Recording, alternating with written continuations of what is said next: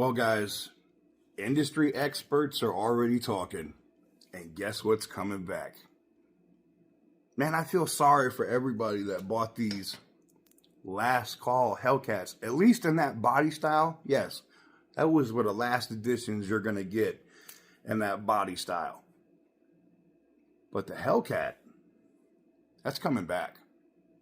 For the longest time, whoa, for the longest. Yo, Percocet, Miley Percocet, Percocet, Miley Percocet, Represent, got it.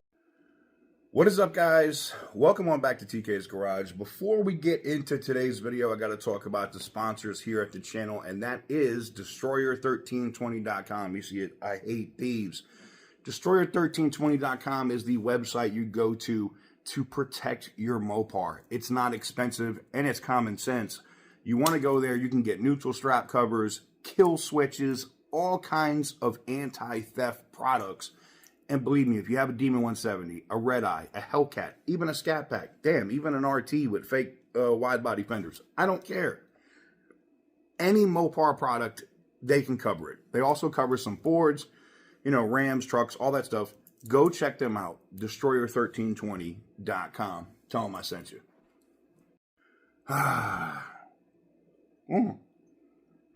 Yeah, the new merch is over at TK'sGarage.com as well. But Hellcats, I know that's what you're coming here for today. How are they going to bring them back? Well, in all honesty, they can still just manufacture those engines. They don't have to, nothing has been shut down that keeps them from building those engines. So, according to sources,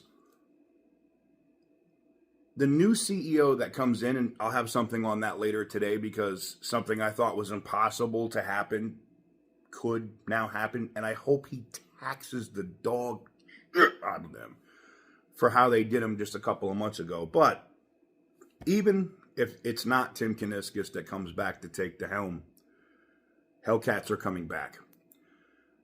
Discussions at the board, it literally was floated out in a board conversation. Well, why don't we just bring back the Hellcat? Why don't we bring back the TRX? Why don't we bring back an affordable entry-level Hellcat? Something I've never heard. An entry-level Hellcat. What does that mean? A cheaper, like $40,000, $35,000 Hellcat? That would sell like crack. That would sell like ridiculous. Now, before I get into that, I want to talk. Look, CBS News Detroit literally just talked to some different industry experts, and they all said the same thing. They said they gotta get back to making products that customers want. Dodge, Ram, even Jeep with the Trackhawk and stuff. People expected that muscle car heritage. The Jeep stuff, like the regular Wranglers and stuff, yeah, that's always going to have its own following. They just got to get the price right on those. Chrysler, we need to get back to making some nice luxury cars. And throw a Hellcat engine in a Chrysler 300. Bring it back. You know, I know that Brampton is shut down. They can't, but they can retool Belvedere and start cranking those things out. But let's get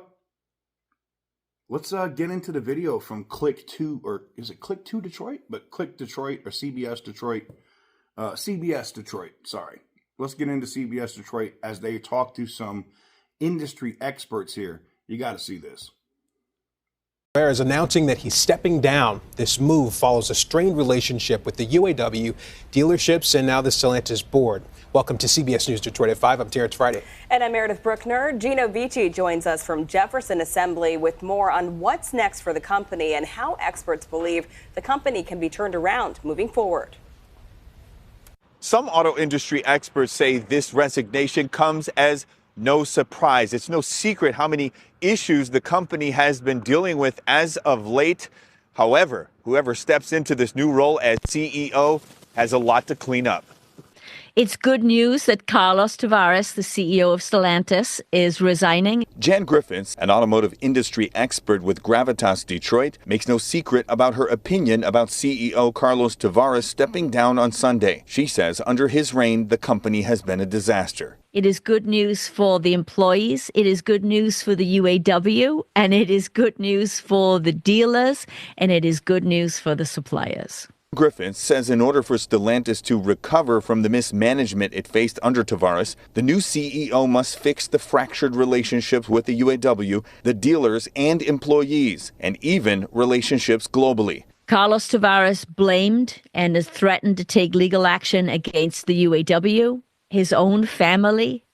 The dealers sent him an open letter in September saying, hey, something's got to change. He's not listening to the dealers.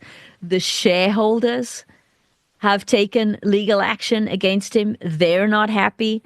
The Italian government is not happy with him. And now apparently the board is not happy with him.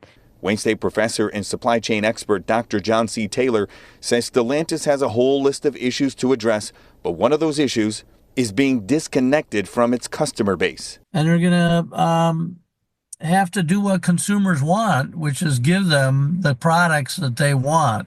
And again, according to Griffiths, first things first, Stellantis must find a new CEO that understands the value in collaboration. The new leader will need to build those relationships back as quickly as possible in order for this company to move forward. In Detroit, Gino Vici, CBS News, Detroit. So, like I said, you can see it for yourself. Every industry expert, they're all saying the same thing. Internal people at the UAW are happy that Carlos Tavares is gone. It literally is going to come down to one thing. Are you going to put America first? Are you going to hire a CEO that knows this market? They don't have to come from Chrysler, Dodge, Jeep, Ram. Maybe they're an older CEO from, GM or Ford. I don't know, but I know one thing for sure. Who they hire at CEO will determine whether or not this company goes bankrupt in the next 18 months. And there's no question about it. Bringing back a Hellcat or an affordable Hellcat option, which even if let's say they bring back the existing or the former Charger design, and they call it like Charger Classic, or they make that the entry level Hellcat, which would really piss off everybody that has those last call 100,000 plus editions, and they start tuning out Hellcats for 35 or 40 grand. Boy, that's a big FU. But I don't care if they do that. I think it's time for them to get back to the roots, right?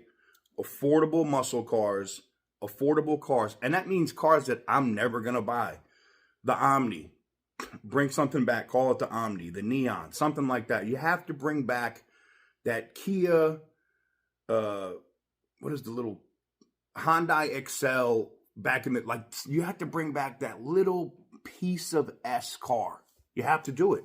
And you have to bring back an affordable muscle car, which means if they bring back a Hellcat that you can get at 40, let's say 45 grand, right? So that means the scat packs go back to like 32, 33,000, and somebody can get in entry level into an RT at like 25, 26,000. We're back. Cars are going to sell. Dealers are going to be happy. And we'll get back to, people are going to get pissed that I say this, but making Chrysler, Dodge, Jeep, and Ram great again. Sorry, it was low-hanging fruit. What do you want me to do? Let me know what you guys think in the comment section down below. How would you feel about Dodge bringing back an affordable Hellcat? Because they're talking about it at the board now. And basically every decision that is made between now and the new CEO being hired is on John Elkann. And he's feeling a lot of pressure. And he wants to do something that the public is happy about. Because he's got his own problems in Italy with tax investigation, tax fraud investigations, and everything else. But I digress. Let me know what you guys think in the comment section down below. Give the video a big thumbs up if you like what I do. Hit the subscribe button if you haven't already. And as always, stay petty, my friends.